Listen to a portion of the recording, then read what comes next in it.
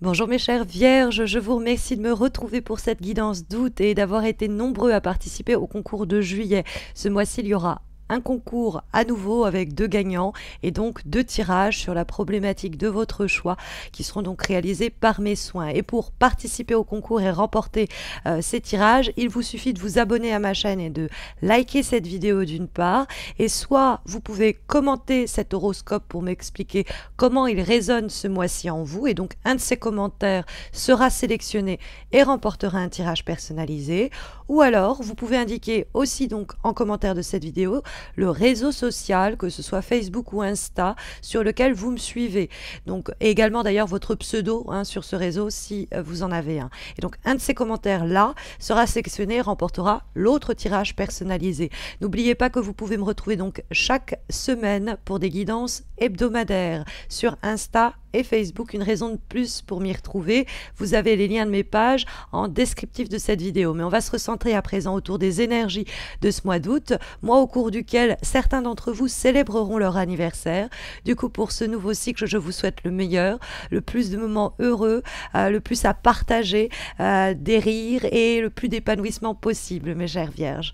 Alors, les énergies de ce mois d'août, elles signalent effectivement la fin d'un cycle qui est très fortement marqué par la carte du 10 d'épée que nous allons trouver dans les éléments positif pour ce mois d'août. Donc l'idée que quelque chose se termine, ça peut être presque une forme de délivrance.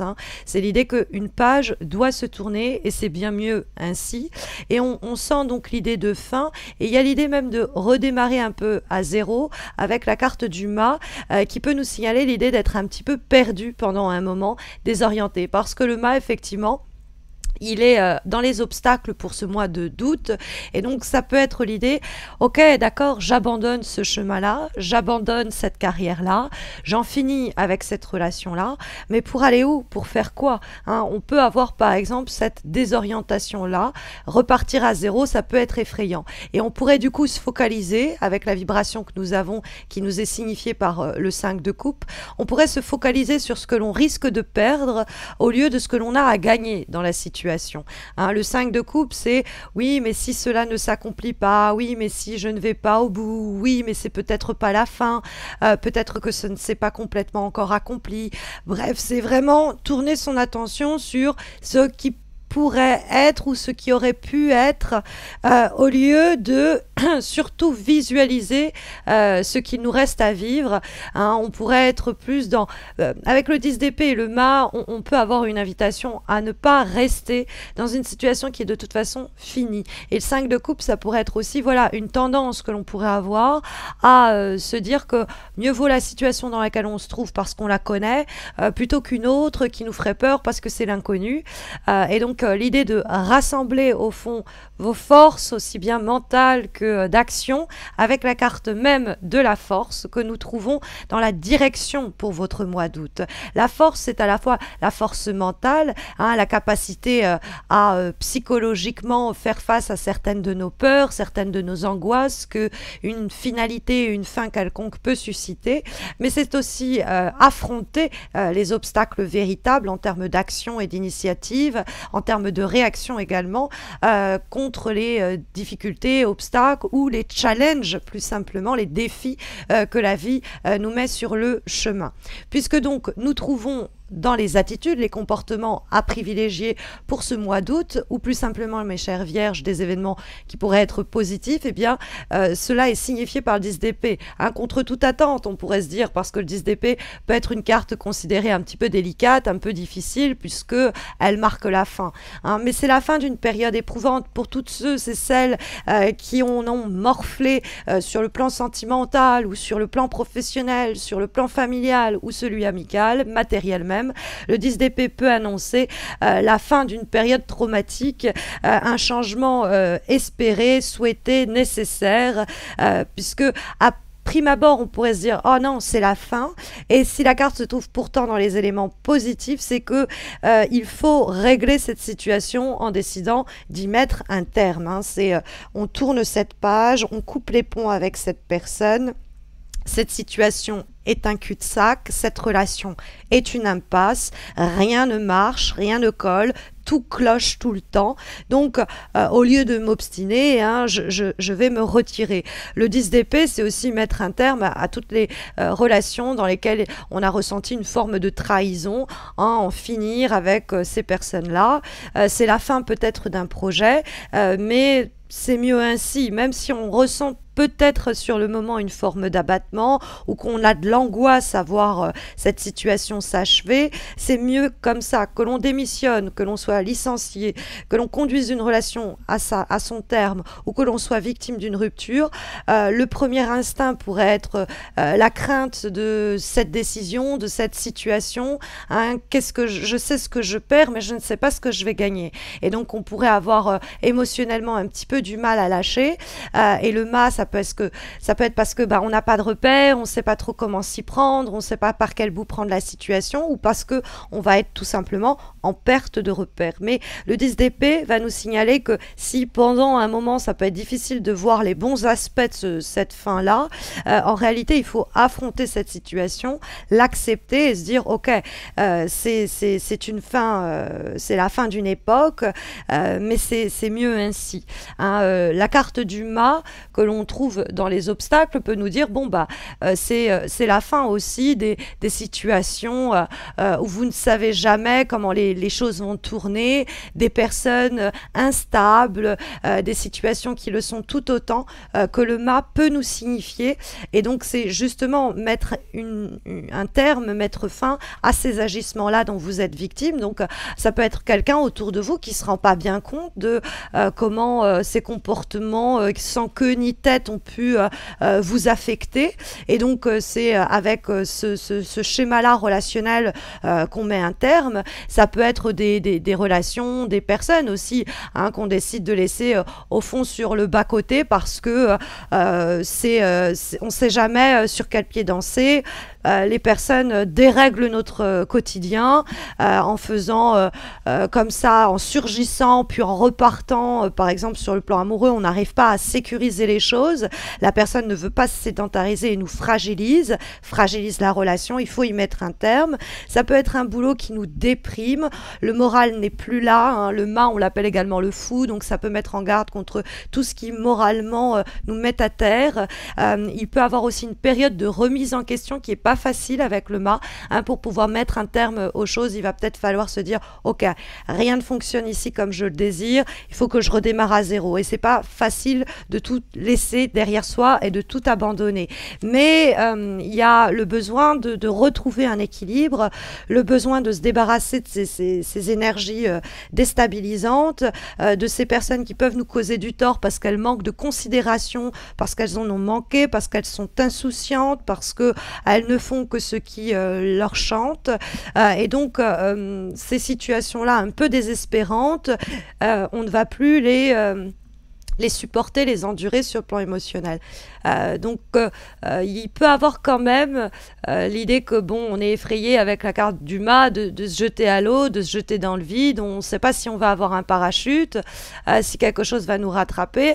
Et donc en termes de vibration, la carte du 5 de coupe pourrait nous dire, sur le plan en tout cas émotionnel, que c'est pas facile de laisser aller, quoi. Il y a avec le 5 de coupe fréquemment il y a une forme de résistance en soi, hein, qu'il faut identifier. Alors peut-être aussi que c'est autour de nous, c'est-à-dire que la situation qu'on veut quitter, la personne qu'on veut abandonner, le boulot qu'on veut laisser derrière nous, on nous laisse pas le faire, entre guillemets, on essaye de nous retenir, hein, et c'est pour ça peut-être que la force du coup apparaît en dialogue avec le 5 de coupe. Il va falloir arriver à s'affirmer, à s'imposer et à dire non, c'est plus possible en fait, je dois retrouver un peu mon indépendance, ou je dois retrouver ma joie de vivre, éventuellement, mais en tout cas je ne vais plus me laisser dicter ou imposer quoi que ce soit, hein. La carte de la force, c'est je tape du poing sur la table, c'est moi qui décide, je sais ce que je vais perdre du coup, parce qu'avec le 5 de coupe, c'est aussi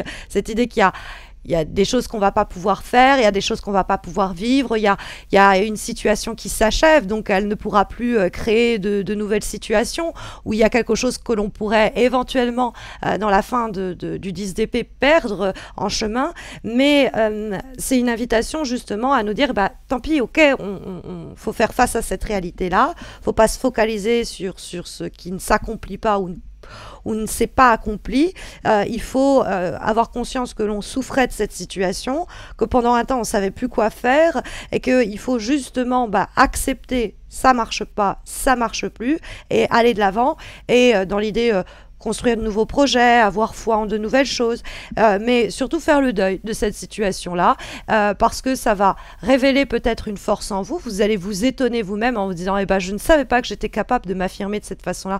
Je ne savais pas que j'étais capable de mettre un terme à cette situation pénible, de trouver les ressources, les moyens, les idées, les forces en moi pour y arriver, surmonter sinon mes propres peurs. Hein, ça peut être un combat entre guillemets intérieur que la force nous signale, qu'on est en train de se livrer. Hein, l'idée que les peurs, les inquiétudes ne vont pas prendre le dessus, qu'on va faire preuve d'un calme olympien et que on va arriver à reprendre le dessus sur une situation, à affirmer notre volonté, notre désir, à prendre des risques, celui du 10DP peut-être même, hein, de tourner cette page avec force de caractère.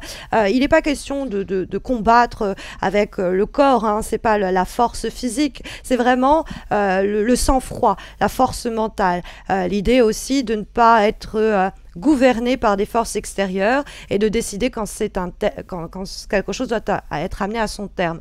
Il y a avec ça aussi l'idée de ne pas être gouverné plus simplement par ses peurs intérieures qui peuvent des fois nous être injectées par l'environnement extérieur. Donc dans le cadre de cette relation, de cette situation, de ce boulot, il y a besoin de dire non, il y a besoin de savoir dire non, de savoir tourner une page et de se réjouir parce que la force peut nous dire aussi que par ce biais, vous amenez à quelque chose de plus sain d'émerger. C'est parce que vous vous imposez qu'on y arrive en somme.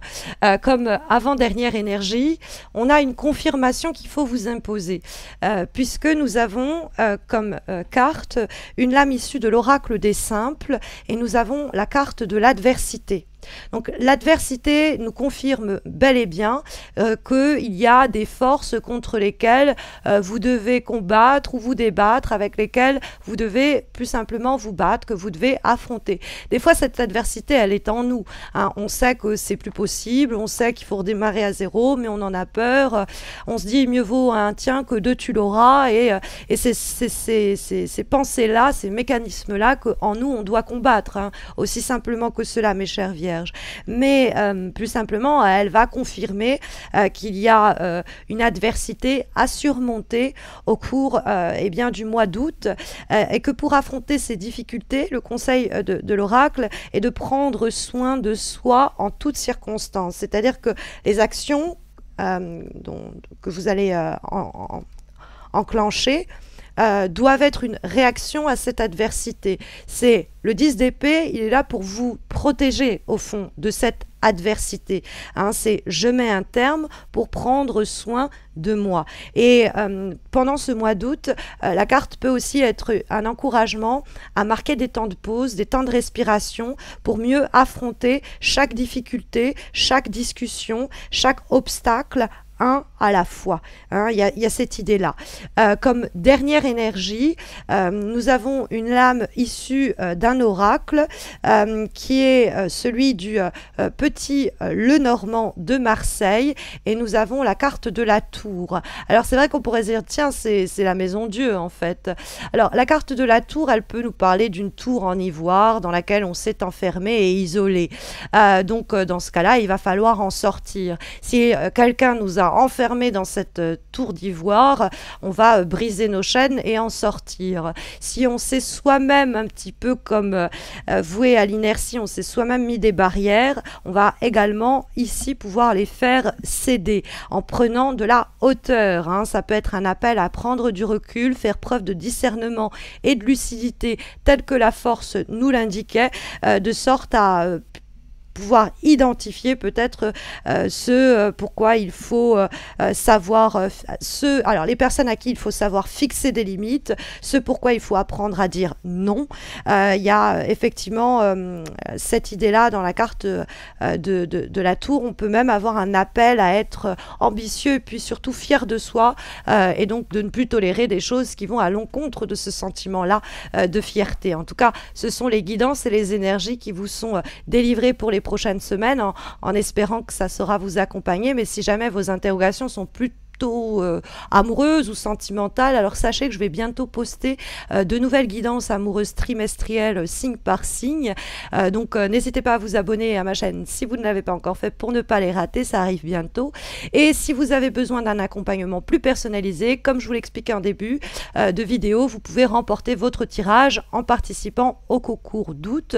Et les modalités de ce concours, eh bien ces modalités vous sont résumées dans le descriptif de la vidéo. Dans ce descriptif, vous trouverez également les liens si vous souhaitez aider ma chaîne, me soutenir pour réaliser de nouveaux contenus par l'option souscription qui commence à 2,99 €. Mais vous avez aussi un lien si vous souhaitez faire un don ponctuel, c'est toujours bienvenu. Et puis vous pouvez également consulter mon site si vous souhaitez un tirage ou une consultation privée avec moi, ou alors même si vous souhaitez vous former au tarot de Marseille. En tout cas, je vous souhaite à tous et à toutes un très bon mois d'août et une très belle fête des moissons. Je vous prépare d'ailleurs une vidéo pour l'occasion, je vous y parlerai de cette fête des récoltes nommée Lunasa ou encore Lamas. Ça arrive très vite, mais d'ici là, écoutez, prenez bien soin de vous, mes chères vierges, et à très vite j'espère.